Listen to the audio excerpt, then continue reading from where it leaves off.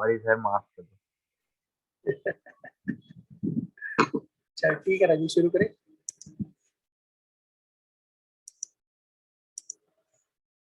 चलो बेटा देखो, comparative study in India China Pakistan.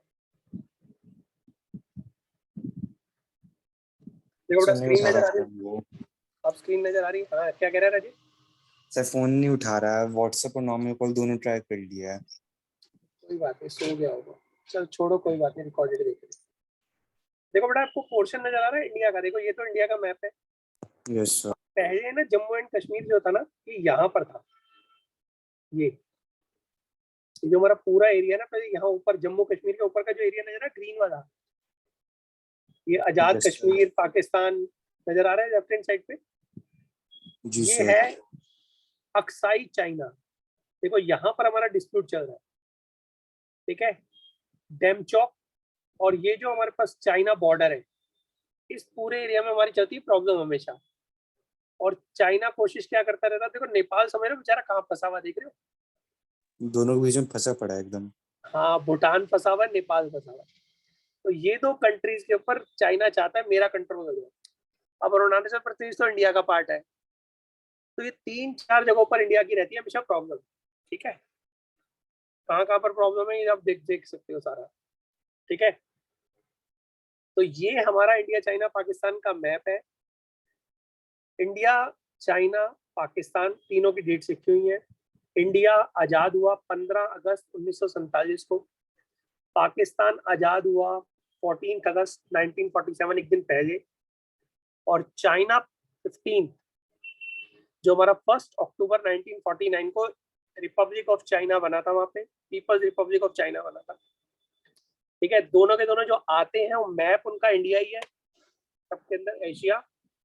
ठीक है, और जो इकोनॉमी है उन सबकी इकोनॉमी के बारे में लिखा हुआ है, कैसा हमारा सिस्टम इस समय चल रहा है, मिक्स्ड इकोनॉमी का चल रहा है हमारा इसके अंदर। ठीक है, लेकिन वहां पर ज्यादातर चाइना में जो सोशलिस्ट ज्यादा है, पाकिस्तान में ऑटोक्रेटिक ज्यादा है, मतलब वहाँ पे मतलब गवर्नमेंट का कंट्रोल हमेशा रहता है, तो वो भी सोशलिस्ट हो गया। ठीक है, इंडिया ऐसी है जो मिक्स इकोनॉमी है टोटल। क्लियर?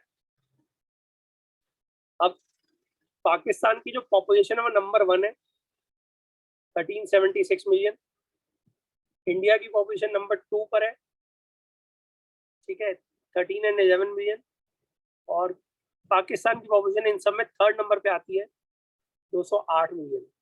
एरिया देखो, एरिया कितना ज्यादा, ध्यान से देखना। एरिया चाइना के पास है 9597 मिलियन किलोमीटर स्क्वायर। ठीक है, और इंडिया के पास है 3287, मतलब अप्रोक्सीमेट 1/3 हो गया चाइना का।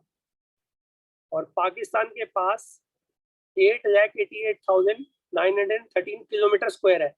ये मिलियन किलोमीटर नहीं है, ध्यान देखें ना, ये नॉर्मल किलोमीटर स्क्वायर है। नॉर्मल किलोमीटर स्क्वायर है, तो हमारे पास तो मिलियन में।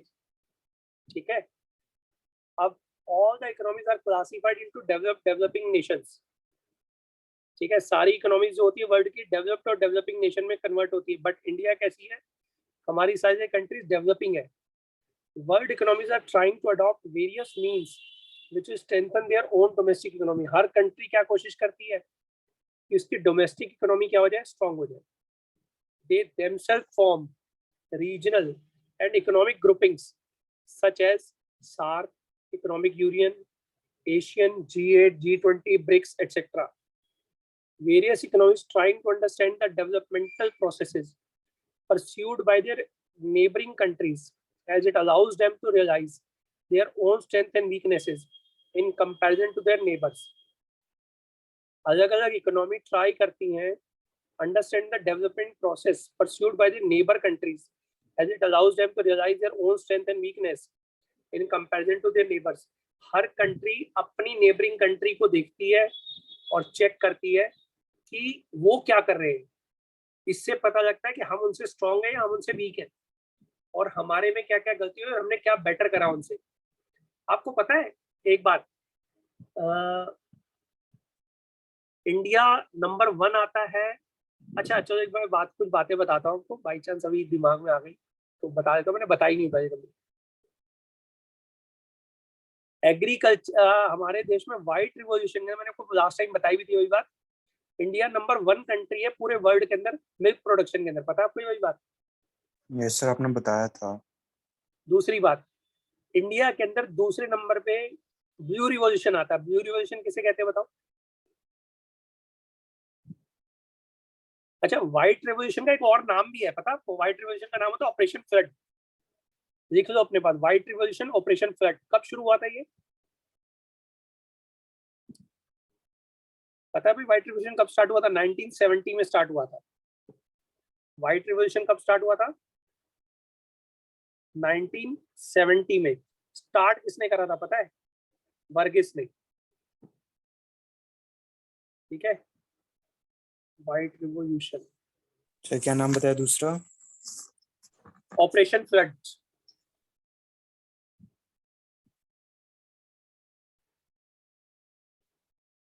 White revolution. What is white revolution? The revolution associated with a sharp increase in the milk production in the country is called white revolution in India, known as Operation Flood. ठीक है, India self dependent बनना चाहती किसके ना milk के अंदर, के दूसरे देशों में मिल्क के ऊपर डिपेंडेंट ना रहना पड़े। और इंडिया नंबर 1 कंट्री है मिल्क के प्रोडक्शन के अंदर। किसने स्टार्ट किया था? वर्गिस ने। ठीक है, 1970 में। White revolution is considered by one of the largest dairy movements started by the government of India in 1970. The program which was initiated that further led to the white revolution is called Operation Flood. किसने start किया था operation flood? ठीक है, Vibhushan doctor Verghese Kurien. नजर आ रहा है ना screen पे आपको सब कुछ? Yes sir. ठीक है, कब मरे थे वो पता है? 2012 में भी डेथ हुई है उनकी 9 सितंबर को। Padma Vibhushan doctor Verghese Kurien, father of white revolution in India, left his heavenly abode on 9 September 2012 at the age of 90. Clear?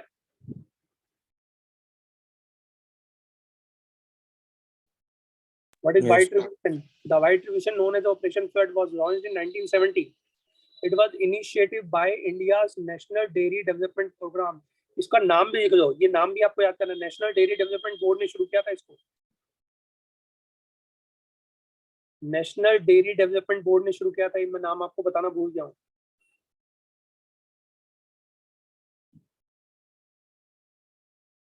याद रहेगा डॉक्टर वर्गीस कुरियन। ये सारे शॉर्ट क्वेश्चन में आपको आएंगे 1 मार्कर में कि किसने स्टार्ट किया था। नेशनल डेयरी डेवलपमेंट बोर्ड ने शुरू, एनडीडीबी ने शुरू किया था। ये वर्ल्ड का बिगेस्ट डेयरी डेवलपमेंट प्रोग्राम था। हमारा देश वर्ल्ड का लार्जेस्ट मिल्क प्रोड्यूसर है, जबकि पहले हमारे देश दूध की कमी रहती थी और आज हमारे देश में दूध सबसे ज्यादा बनता है पूरे वर्ल्ड के अंदर। ठीक है, अब इसके साथ साथ जो बाकी के नाम लिखे हैं इनको भी साथ साथ पढ़ लो, बहुत काम आएंगे आपको ये। ध्यान से सुनो क्या है। ग्रे रिवॉल्यूशन, इसको भी लिख लो अपने पास। Grey revolution related to the increase fertiliser production. Grey revolution होता क्या है? Increase fertiliser production. It is basically associated with mal-efficient effects of green revolution in India, focusing on what happened to the new agriculture equipment turns things wrong. भाई हमारे यहाँ पे green revolution आया तो fertiliser की जरूरत भी तो पड़ेगी ना। Yes sir. फर्टिलाइजर को बनाने के लिए क्या बनाया गया जब हमारा इंक्रीज फर्टिलाइजर प्रोडक्शन? तो ग्रे रिवॉल्यूशन कहा जाता है उसको। ठीक है, और सुनो येलो रिवॉल्यूशन। आप सब लोग कॉपी कर रहे हो इसको? Yes sir. Yes sir. अगर आप लोगों को ज्यादा दिक्कत है ना बाई चांस, ठीक है, तो आप लोग इसको देखकर आप ये भी कर सकते हो। यहाँ पर करते जाओ। ग्रे रिवॉल्यूशन आ गया। ग्रे रिवॉल्यूशन नेक्स्ट देखो, आप अपने पास सर्च भी मारे ना, सब चीजें आपके भी आ जाएंगी। कॉपी करिए ना इसको, याद से भूलना मत। ब्लू रिवॉल्यूशन, ब्लू रिवॉल्यूशन किससे रिलेटेड होता है? हमारा एक्वेरियस से। एक्वेरियस पता है ना आपको क्या होता है? मछली पालन, मछली से रिलेटेड जितने भी उद्योग आते हैं। ठीक है, we are not talking about only fish. Fish का प्रोडक्शन भी इंडिया में बहुत ज्यादा लार्ज स्केल पे होता है। पूरे वर्ल्ड का 2/3 एक्वाकल्चरल जो प्रोडक्शन है वो इंडिया में होता है, 2/3।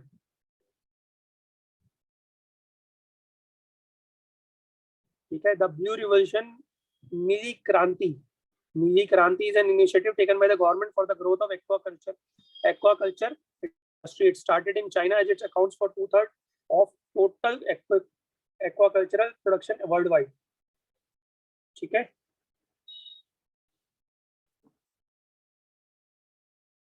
अब आता है ब्लू रिवोल्यूशन के बारे में। एक बात सुनो, आपको पता है ये जो हमारे देश में मछली का जो प्रोडक्शन होता है, इसमें सबसे बड़ा फायदा क्या है? इसका सबसे बड़ा फायदा, बहुत ज्यादा लेडीज इसमें इन्वॉल्व है। तकरीबन 40% अनऑर्गेनाइज में, 60% ऑर्गेनाइज सेक्टर में। 40% ऑर्गेनाइज में, 60% अनऑर्गेनाइज सेक्टर में विमेन को एम्प्लॉयमेंट मिलता है। इसके अंदर सबसे बड़ी बात यह है। लेकिन एक बहुत बड़ी दुखद बात है, क्या इसका जीडीपी में ग्रोथ रेट, जीडीपी में कितना कंट्रीब्यूशन है पता है आपको मछली का? अंदाजन तुक्का मारो कितना होगा, बताओ भाई, एनी गेस? It is 0.8%। आवाज आ रही है भाई आप सबको? यस सर, आ रही है आवाज। Yes, sir. 0.8%, only 0.8% in the GDP. The contribution GDP of the fish production is 0.8% only. उससे बेटर पता है किसका है? हॉर्टिकल्चर का। You know what is horticulture?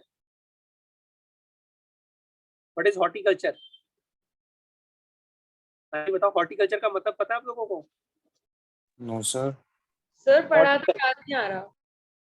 ये सब बेटा पढ़ा नाम आ आप, रहा है। हाँ मैं बताता हूँ क्या होता है हॉर्टिकल्चर।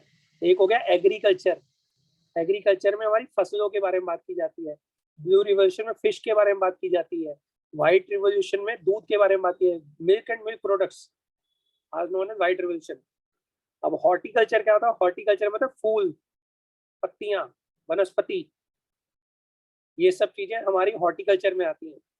ठीक है, क्लियर? तो हॉर्टिकल्चर का जो हमारे देश में, अच्छा हॉर्टिकल्चर का कितना कंट्रीब्यूशन होगा अंदाजन आपके देश में?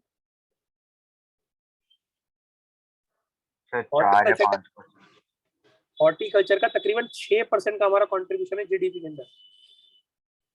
ठीक है, जितने हमारे fruits, vegetable, nuts, ornaments, plants, जितनी भी चीजें आती है, हर्ब्स हो गई, हर्ब्स मतलब वनस्पति जिसे हम कहते हैं, ये सब हमारा किसमें आता है? Horticulture. The words horticulture is derived from the two Latin words hortus and culture, the art and the science of growing fruits, vegetables, herbs, nuts, ornamental plants, trees, shrubs, flowering plants and turfs.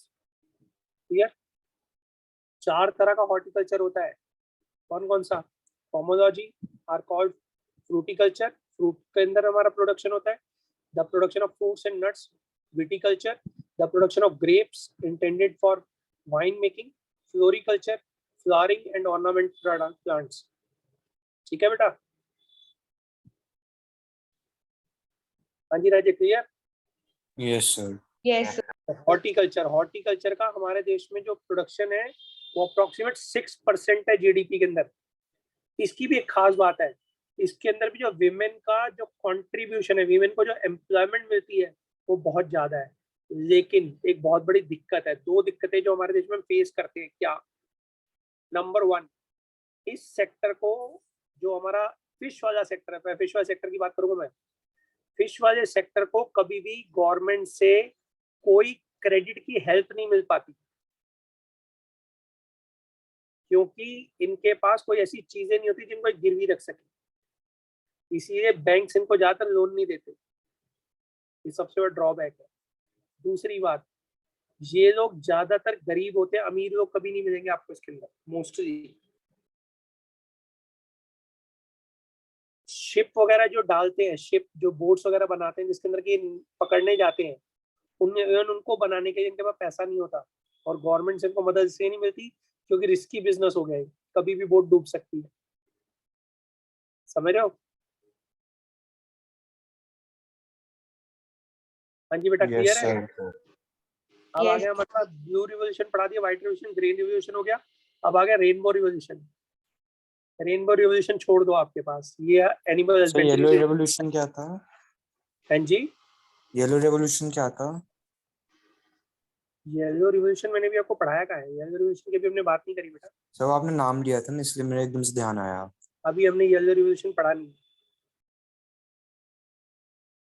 हाँ जी ठीक है, चले। Yes sir. चलो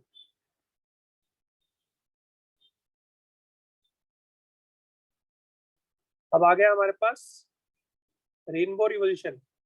rainbow revolution integral development programme of agriculture, horticulture, forestry, sugar cane, सबको मिलाकर जो नाम रखा गया रेनबो रखा गया। मतलब 7 चीजों को मिलाया गया। उसके अंदर कौन कौन सी? Agriculture, horticulture, forestry, sugar cane, fishery, poultry and animal husbandry. इन सबको भी आप पढ़ने की जरूरत नहीं है। ठीक है। गोल्ड रिवॉल्यूशन, इसी को हम कहते हैं गोल्डन रिवॉल्यूशन। ठीक है। The period 1991 to 2003 known as the period of golden revolution in India. The golden revolution in India is production of honey and horticulture. इसमें क्या कहते हैं हम? हनी और horticulture. It is a part of the important agricultural revolution in India. Nirpak Tuteja, Nirpak Tutej is considered to be the father of golden revolution in India. ठीक है। ये नाम भी आपको याद करने की जरूरत नहीं है, बस नाम आपको डॉक्टर वर्गीस कुरियन का याद करना है याद से। ठीक है।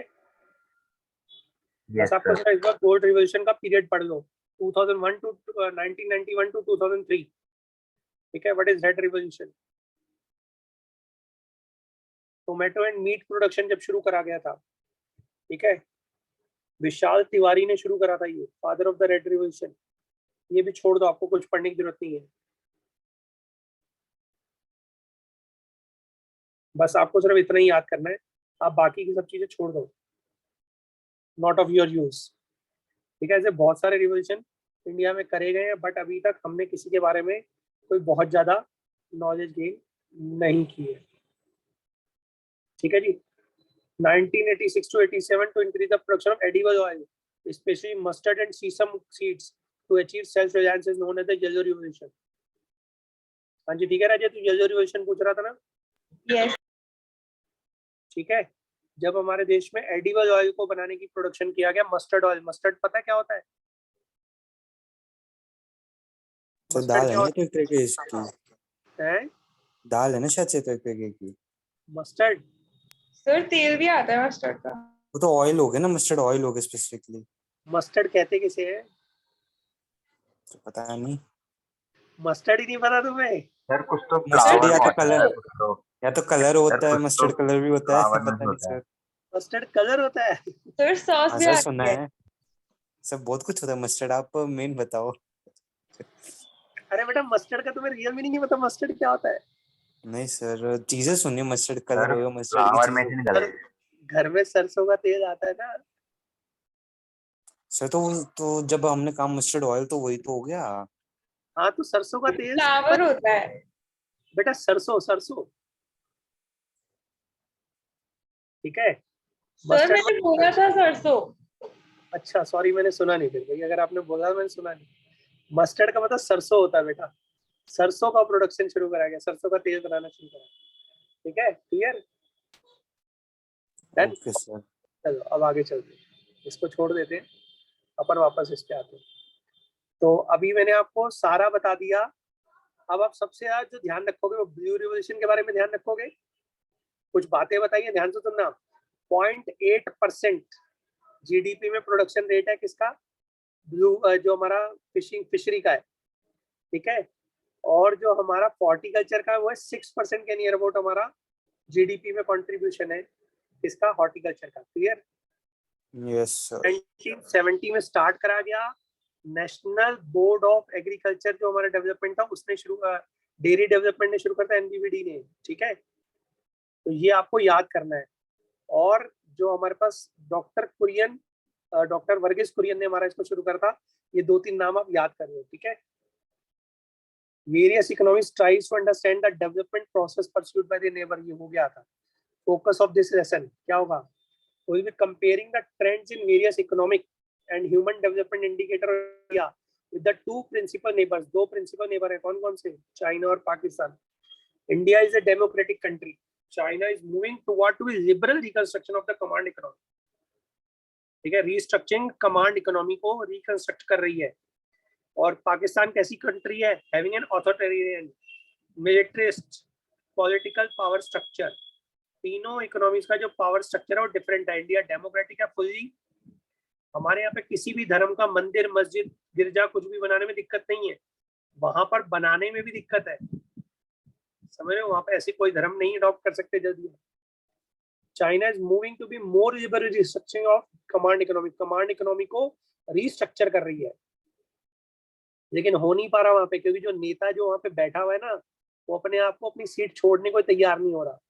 कौन? साई जिनपिंग। हाँ, ठीक है। और जैसे हमारा वो नॉर्थ कोरिया है, उसका भी वो जो है वो भी ऐसी है, वो भी कैसी इकोनॉमी है? ऑथोरिटेरियन, ठीक है, ऑथोरिटेरियन। हमारी मिलिटरिस्ट पॉलिटिकल पावर है, clear? Pakistan having an authoritarian, militarist, political power structure. All these three countries development dates back to 6 decades. सबकी सब 6 डिकेड पुरानी है। 6 डिकेड मतलब तकरीबन 60 साल, नहीं ज्यादा बोल रहे, 60 डिकेड हो गए बेटा। तो क्लियर? क्योंकि 1950 से अगर शुरू हुआ था 5 तो 60 डिकेड पूरे हो चुके हैं, ठीक है, clear? In this lesson, we will be focusing on the development strategies to reach their present status. India announced its 5-year plan in 1951. China announced in 1953. Pakistan announced in 1956. Pakistan is the 12th 5-year plan. ठीक है, पाकिस्तान में 12th 5-year plan चल रहा है, क्योंकि उसने plan 8 शुरू करे थे ना। आप याद कर लो, इंडिया में आखिरी 5-year plan कौन सा बना था, याद है? सर 2012 से 2017। 2012 में 12वां प्लान बना था। 2012 से याद करो, 12वां। Yes sir. 2012 में 12वां, 12 से 2012, ठीक है। तो 12वां प्लान बना था 2012 में, उसके बाद प्लान बनने हो गए बंद। 12 और 2012 याद करो, उससे याद रहेगा हमेशा, ठीक है। और इसके बाद में और एक बात और याद करोगे, जो हमारे प्लान बने थे 2012 से बैक डेट में चले जाओ, 5 साल पीछे जाओगे 2007, फिर 5 साल पीछे जाओगे 2002, फिर 5 साल पीछे जाओगे 1997, फिर 5 साल पीछे 1992। तो 1992 से 97, 97 से 2002, 2002 से 2007, 2007 से 2012, 2012 से 2017, कोई ब्रेक नहीं है इन सब के अंदर। तो सिर्फ 5 5-year प्लान हमारे बने, तो 5 माइनस कर दो 12 में से, बाकी कितने रह गए? 7, ठीक है। तो 1991 में जब हमारी इकोनॉमिक पॉलिसी बनी थी, तब 7th 5-year प्लान हमारा खत्म हुआ था।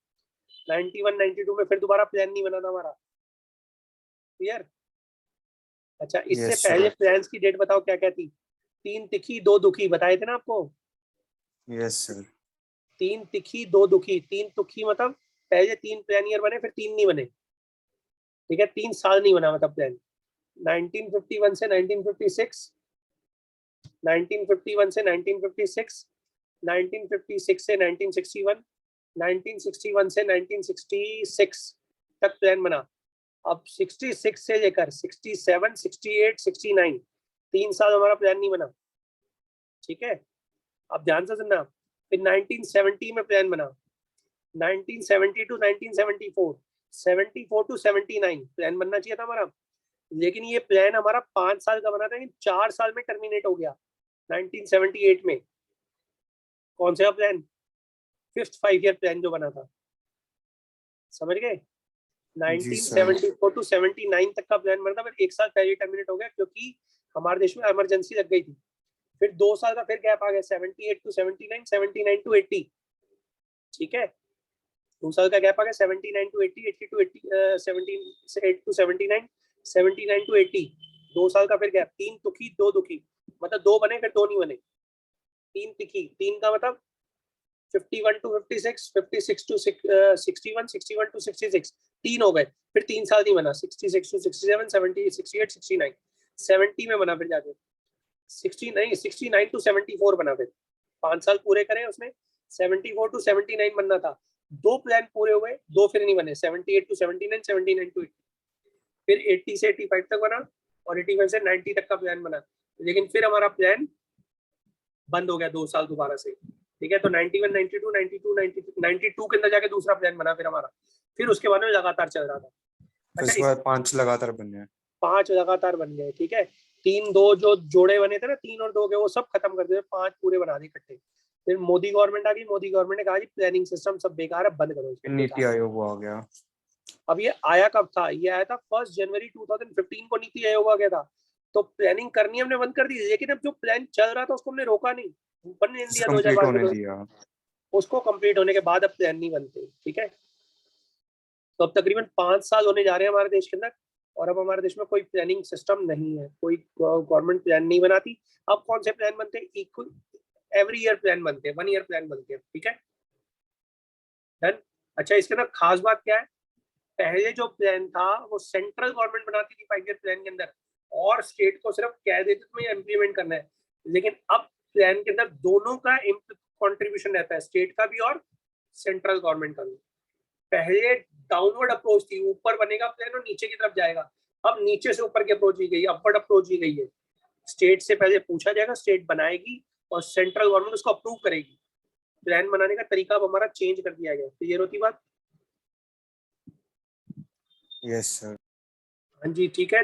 Divyanshi, Joy? Yes sir. Yes sir. तो Pakistan is in the 12th 5-year plan, ठीक है। China is in the 13th 5-year plan 2016 to 2020। अब ये इन दोनों के खत्म हुए, 13 में आ गए, 14 में आ गया और 13 में आ गया, ठीक है। दोनों के प्लान अब चेंज हो चुके हैं। Until March 2017, India has been following 5-year plan based model. अब इसे चेंज कर दिया। Historical background, China is one of the oldest civilization consisting of states and culture dating back more than 6 million years, ठीक है। अब पता नहीं कितना साल होगा, मेरे को नहीं पता, लेकिन ये बहुत पुरानी इकोनॉमी मानी जाती है। डन, क्लियर है? जी sir. Geography, China is situated in the eastern Asia. मैंने पता एशिया के ईस्टर्न पार्ट में सिचुएटेड है। हमारा पता ना इंडिया का एशियन ईस्टर्न पार्ट कौन सा है? Jammu and Kashmir. China is situated in Eastern Asia, bounded by the Pacific Ocean in the east.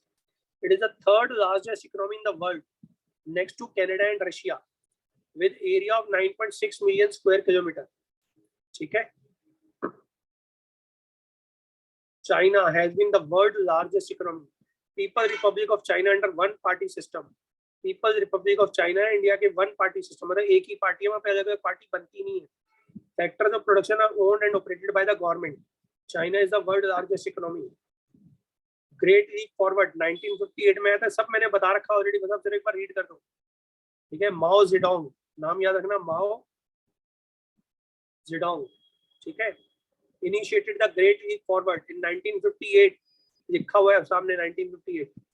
The aim of this campaign was to transform agrarian economy into modern economy through the process of rapid industrialization.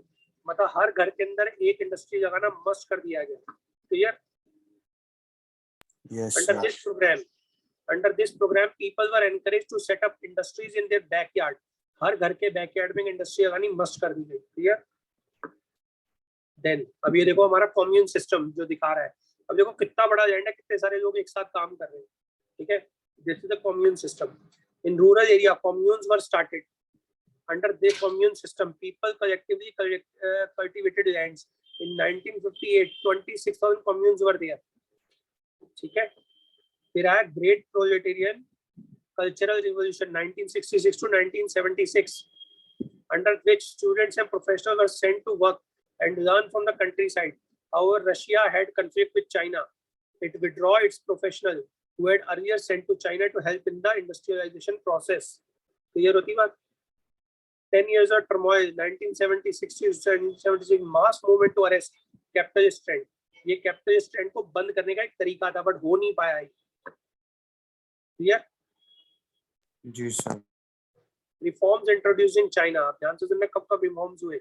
अब reforms आए India, मैंने आपको बताया था China में reform कब आए थे 1978 में, पाकिस्तान में कब आए थे 1988 में, और इंडिया में कब आए थे 1991 में। ये सारी बातें मैंने आपको बहुत पहले याद करवा दी थी जानबूझकर, ताकि इस चैप्टर में जब हम आए तो बहुत कुछ आपको आता हो। Reforms were initiated in agriculture, foreign trade and investment. Reforms initiate करेंगे किसमें? एग्रीकल्चर में, फॉरेन ट्रेड में और इन्वेस्टमेंट में। Commune lands were divided into small plots. Commune land को डिवाइड कर दिया गया छोटे प्लॉट्स में, which were allocated to the individuals. People can keep their income after paying taxes. Taxes को पे करने का बाकी वो अपने पास रख सकते हैं, ठीक है। In the later phase, reforms were initiated in the industrial sector. Private sector firms and township and villages enterprise were allowed to produce goods. यानी प्राइवेट सेक्टर की कंपनी को अपना प्रोडक्शन करना अलाउ है, ठीक है. तभी वहां पर बहुत सारे अदर कंट्री के लोगों ने वहां पे इन्वेस्ट करना शुरू किया, क्योंकि उससे पहले तो अलाउड ही नहीं था. समझ रहे हो मेरी बात? They problem. हाँ जी बेटा, डन, क्लियर है? जी sir. Yes, Yes. sir. Enterprise own the government SOE, ठीक है. स्पेशल इकोनॉमिक जोन जो बनाए गए थे were made to face competition, ठीक है. At this stage enterprise own by government were made to face competition. इनको क्या गया, तो कंपटीशन फेस करो भैया, ठीक है. तो यहाँ पर सब कुछ खत्म कर दिया गया. Dual pricing in the reform process. अब यहाँ पर ड्यूअल प्राइसिंग रखा गया. ड्यूअल प्राइसिंग का क्या मतलब है भैया? ठीक है, दो तरीके से प्राइस रखे जाते हैं. देखो क्या, सबसे पहली बात, कुछ प्रोडक्ट का प्राइस रखा जाएगा जो कि गवर्नमेंट फिक्स करेगी, ठीक है. Farmers and industrialist units were required to buy and sell fix quantity. मतलब कुछ फिक्स क्वांटिटी उनको गवर्नमेंट को बेचनी पड़ेगी, कुछ उनका ऑप्शन नहीं है. और बाकी का प्रोडक्शन है बाकी के लोगों को बेचो जिस मर्जी प्राइस पे. यानी कि अपनी क्वांटिटी का कुछ फिक्स क्वांटिटी आपको क्या देनी पड़ेगी, गवर्नमेंट को देनी पड़ेगी एक फिक्स प्राइस पर. बाकी के प्राइस की चीजें आप वर्ल्ड में कहीं पे बेचो, हमें कोई मतलब नहीं है. Clear? Farmers and industrialist units were required to buy and sell fixed quantity of input and output on the basis of the prices fixed by the government. For other transaction, input and output were purchased and sold at the market prices. Dual pricing रखा गया वहां पर, ताकि government भी अपना काम चला सके और प्राइवेट ऑर्गेनाइजेशन भी अपना काम चला सके. हाँ जी बताओ बेटा, क्लियर है? जी sir. Yes, sir. Yes, sir. समझ में आ रहा है चैप्टर आपको यहाँ तक? Yes, sir. यस सर, आ रहा है. हाँ जी. स्पेशल इकोनॉमिक जोन, जैसे इंडिया के अंदर होते हैं स्पेशल इकोनॉमिक जोन्स, ठीक है. कुछ ऐसे जोन बनाए गए जहाँ पर कि आप इंडस्ट्रीज को अलाउ करा गया, तुम अपनी आके इंडस्ट्री सेटअप करो, बाहर के देश के लोग आके इन्वेस्ट कर सकते हैं, ठीक है, ताकि वहां पे आके प्रोडक्शन करेंगे और गवर्नमेंट को कुछ ना कुछ रेवेन्यू जनरेट होगा. क्लियर होती बात? इसका एम सिर्फ यही होता है, फॉरेन इन्वेस्टमेंट को इंडिया में लेकर आना, वहाँ चाइना में चाइना को लेकर आना, पाकिस्तान में पाकिस्तान के अंदर फॉरेन इन्वेस्टमेंट को लेकर आना. हाँ जी राजीव, क्लियर? जैसे इंडिया के अंदर स्पेशल इकोनॉमिक जोन बहुत सारे आप देख सकते हो बड़ी इजीली. अभी आप जाके देखो, नोएडा के अंदर, गुड़गांव के अंदर बहुत सारे स्पेशल इकोनॉमिक जोन बनाए गए. तो you can see how the people are coming, और उनकी ऑर्गेनाइजेशन, वहाँ पे जाके बिल्डिंग्स को देखो किस हाइट तक की बिल्डिंग वहाँ पे बनी हुई है, सिर्फ इसी रीजन से क्योंकि स्पेशल इकोनॉमिक सारे अदर गवर्नमेंट के लोग बनाते हैं. क्लियर? अब आ गया पाकिस्तान, ठीक है. चंद्रमा का सितारा देखो, historical background. Islamic Republic of Pakistan, नाम याद करो, Islamic Republic of Pakistan gained independence on 14th August 1947. 1971 के अंदर सिविल वॉर हुई थी. East Pakistan resulted independence of Bangladesh. उनके अंदर सिविल वॉर हुई और पाकिस्तान का एक और हिस्सा उनसे टूट गया. कौन सा? बांग्लादेश, ठीक है. Military rule and political instability, वहां पर ज्यादातर मिलिट्री रूल रहता है और पॉलिटिकल इंस्टेबिलिटी रहती है.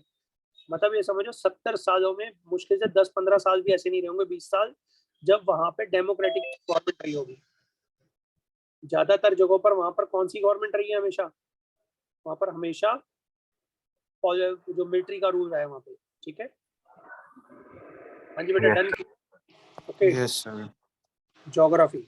अब देखो पाकिस्तान कहाँ पे लोकेटेड है. देखो इंडिया नजर आ रहा है आपको यहाँ पर, ये इंडिया है. जी सर. हमारा पाकिस्तान देखो इस साइड में है पूरा.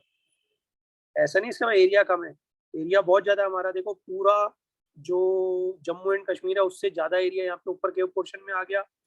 फिर उसके बाद में जितना दिल्ली साइड का एरिया उतना पाकिस्तान के अंदर आ गया. नीचे हमारा जितना उत्तर प्रदेश का एरिया वो भी देखो पाकिस्तान के पास आ रहा है. मतलब काफी अच्छा खासा एरिया इंडिया का उसके पास है. क्लियर होती बात? अब देखो पाकिस्तान के एक साइड में क्या है, ध्यान से चेक करो.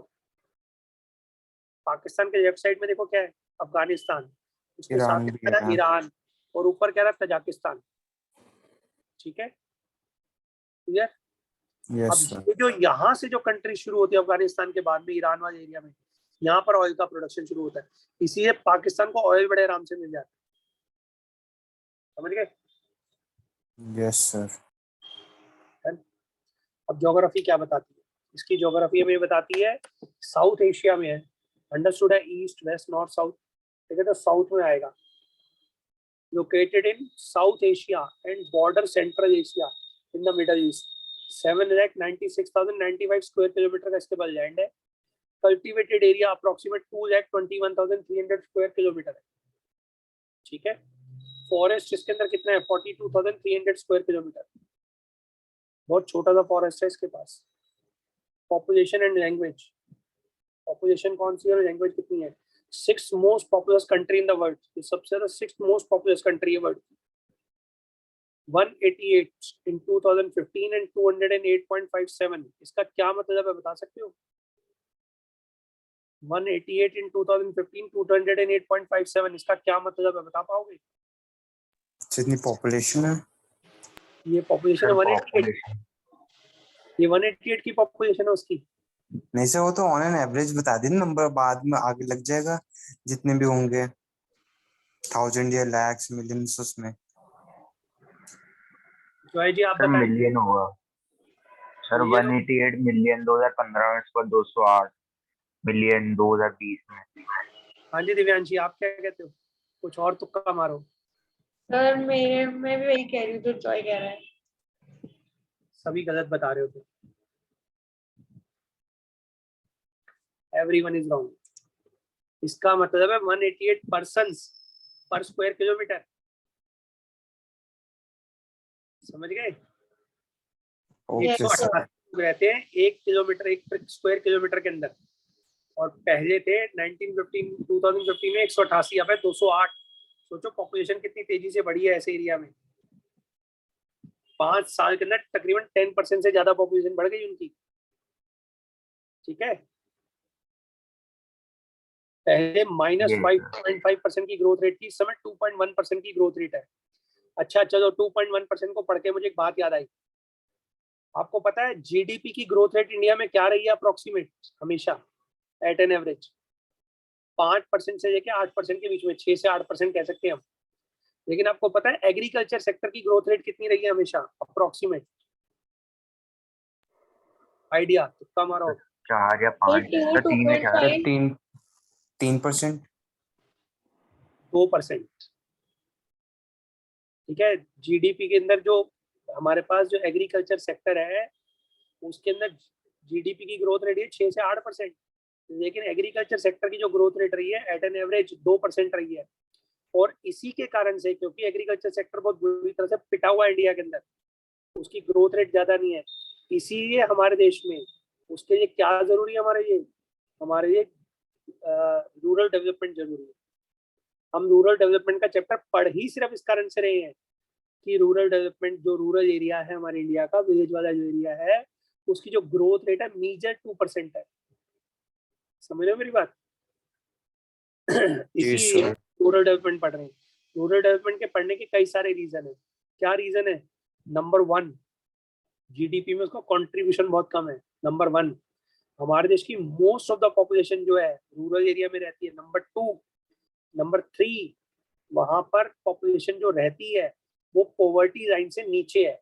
अच्छा, हमारे देश का कितना परसेंट पॉपुलेशन इस समय पॉवर्टी लाइन से नीचे? अंदाजन तुक्का मारो, बताओ। सर 40%। 40%। कुछ और? कितने परसेंट पॉपुलेशन इस समय पॉवर्टी लाइन से नीचे रह रही है हमारे देश में? 25%। 30%। ठीक है जी, 30% पॉपुलेशन जो है वो पॉपुलेशन जो है हमारी पॉवर्टी लाइन से नीचे है अप्रोक्सीमेट। और हमें कितनी चाहिए होती है पता है? कितनी होनी चाहिए? वैसे तो 0% होनी चाहिए, सबसे बढ़िया तो यही है, पॉपुलेशन गरीब होनी नहीं चाहिए। लेकिन अगर 5 से 7% भी अगर रह जाए तो हमारे लिए बहुत बढ़िया है, लेकिन हम इसको कम कर नहीं पा रहे। इंडिया के अंदर जब इंडिया आजाद हुआ था ना, तब जो किसान लोग थे वो जो क्रेडिट लेते थे, उधार लेते थे, वो लेते थे बनियों से। मैंने आपको बताया था कहाँ का, मनी लेंडर से। ठीक है, लैंडलॉर्ड से। 95% लोन जो थे वो उस समय पर किससे लिया करते थे? इन लोगों से लिया करते, 95 to 97%। क्योंकि लोन अगर मानो किसी बंदे को चाहिए, लोन चाहिए कितना होता है उनको? 2000, 500, 5000। तो बैंक के पास तो जाएंगे नहीं, और बैंक के पास जाएंगे तो बैंक कौन सा उनको दे ही देगा। ठीक है, तो इसीलिए वो जाकर किसके पास जाते हैं? मनी लेंडर वगैरह के पास जाते हैं। तो उसको हम अनऑर्गेनाइज सेक्टर कहते हैं, जहाँ से वो लोन लेते हैं, या अनरेगुलेटेड सेक्टर भी कह सकते हो। क्लियर? इंडिया के बारे में बात बताता, बातें दोबारा पाकिस्तान पे। बीच बीच में ना इंडिया याद आया तो इंडिया के बारे में बातें बतानी शुरू कर देता हूँ मैं। 6th most populous country in the world कौन सी है? पाकिस्तान। 188 पर्सन पर स्क्वायर किलोमीटर ऑफ लैंड पे रहते हैं, अब रहते हैं 208.57। ग्रोथ रेट जो है उनकी 2.1% है पर एनम, पहले 0.5% थी। ठीक है, 1/3 पॉपुलेशन लिव बिलो पॉवर्टी, मतलब हमारे देश से बुरी हालत किसकी है? पाकिस्तान की, वहां पर 33% पॉपुलेशन बिलो पॉवर्टी लाइन रहती है। सेकंड लार्जेस्ट मुस्लिम कंट्री है वर्ल्ड के अंदर। National league of Urdu, national language क्या है? उर्दू, और English is the official language. Clear? Yes, sir. Done. एक सेकंड जरा अपना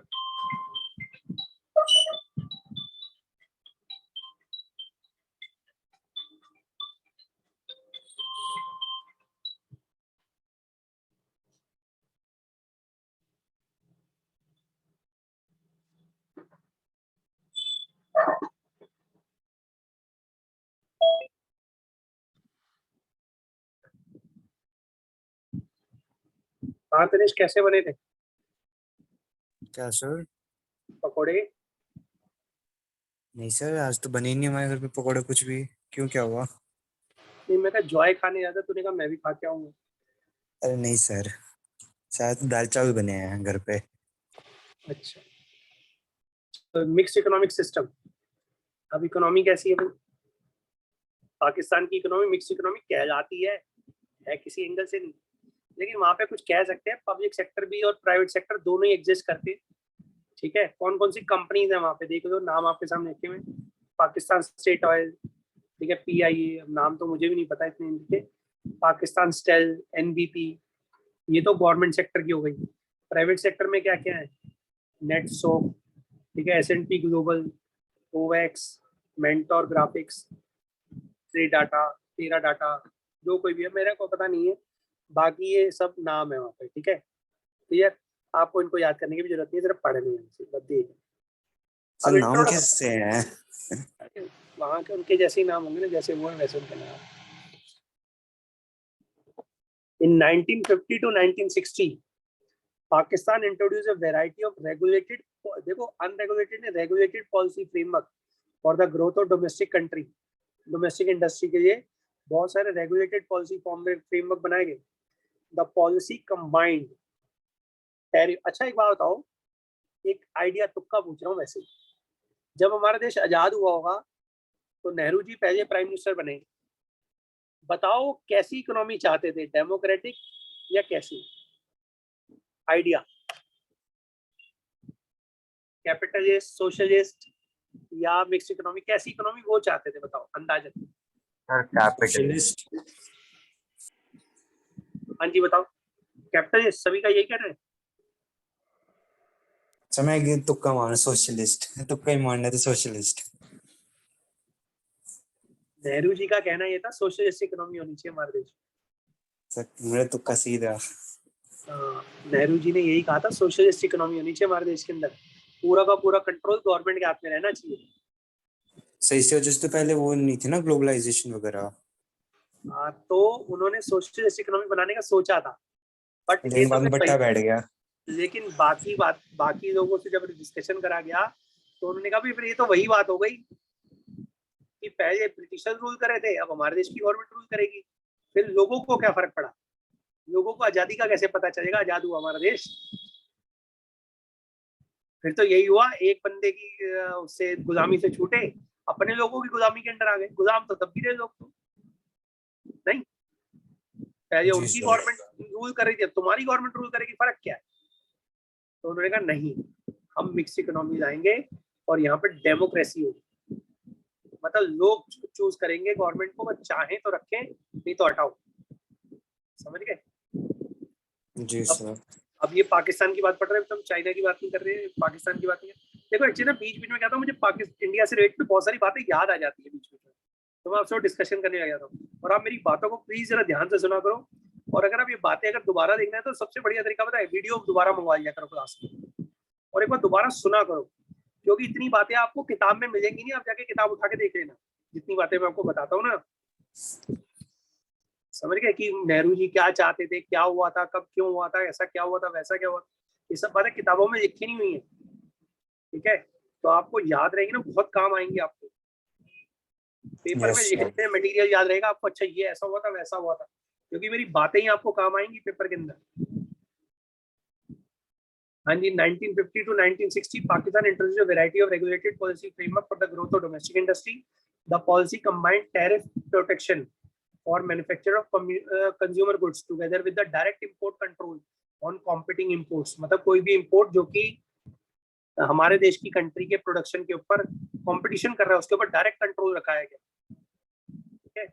अब यहाँ पे ग्रीन रिवोल्यूशन, अच्छा आपको क्या लगता है ग्रीन रिवोल्यूशन इंडिया में पहले आया होगा, पाकिस्तान में पहले आया होगा? Sir India. नहीं, ग्रीन रिवोल्यूशन पाकिस्तान में पहले आया।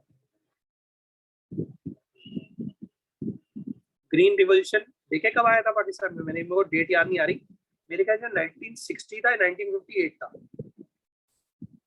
Let me check. आया पहले वहीं था, ये पक्का है। ग्रीन रिवोल्यूशन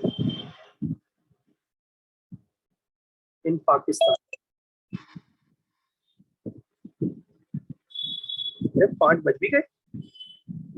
ऐसा 5:02 हो गए हैं। हाँ जी, देखो मैं सही कह रहा था ना, 1960 में आया था, सही कह रहा हूँ जी सर। हमारे देश से तकरीबन 6 साल पहले वहां पर ग्रीन रिवोल्यूशन आ गया था, ठीक है। In Pakistan, the green revolution started during early 1960s. Although some of the modern imports were introduced in the late 1960s, the main ingredients of the green revolution was HYV seeds. HYV क्या होता है? HYV की full form क्या है? High variety sir yield, higher yielding variety. higher yielding. High yield variety seeds.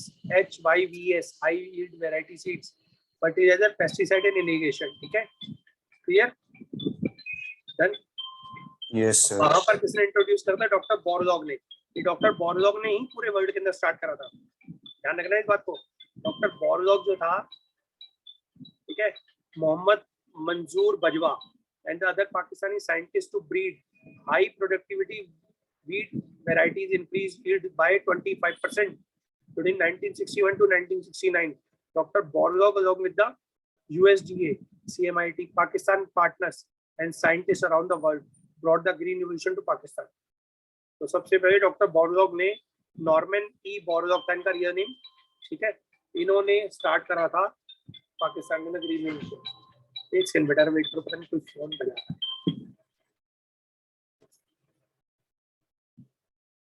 Phone में से transfer होता है बट इसमें आके नहीं लग रहा।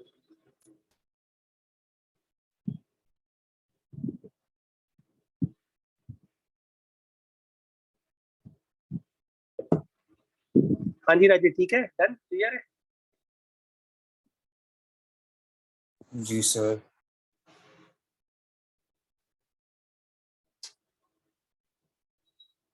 चलो फिर आज अपन इतना ही पढ़ते हैं, नेक्स्ट क्लास में अपन इसके आगे करेंगे, ठीक है। देखो आपको Okay, देखने, sir. अच्छा एक बात हो, कुछ नया सीखने को मिल रहा है, आपको नहीं सीखने को मिल रहा, जो आपको बातें पता ही नहीं होंगी। ऐसे तो अच्छा इन्फॉर्मेशन मिली, स्पेशली रेवोल्यूशंस के लिए। हाँ, क्योंकि आपको पता लगेगा यार इंडिया में कुछ और था और आज कुछ और चल रहा है, कुछ नया नया हो रहा है। तो क्या नया हुआ था पाकिस्तान में, कब क्या हुआ था, इंडिया में क्या हुआ था, you must know everything and you will, आपको गारंटी है किताब में इतनी चीजें नहीं मिलेंगी। किताब में सिर्फ लिखा हुआ ग्रीन रिवोल्यूशन यहाँ पे आया, इंडिया के बारे में बहुत कुछ बताया हुआ है, बट बाकी कंट्री से रिलेटेड जो मैं आपको बातें बताता हूँ ना, आप उसको ध्यान से सुनना, यू विल नेवर नो कि ऐसा कुछ हुआ भी था, ठीक है। अब नेक्स्ट क्लास में अपन इसको कंटिन्यू करेंगे, डन बेटा? Okay, yes sir. Thank you, bye बेटा। Bye sir, good day. Good day बेटा, बाय।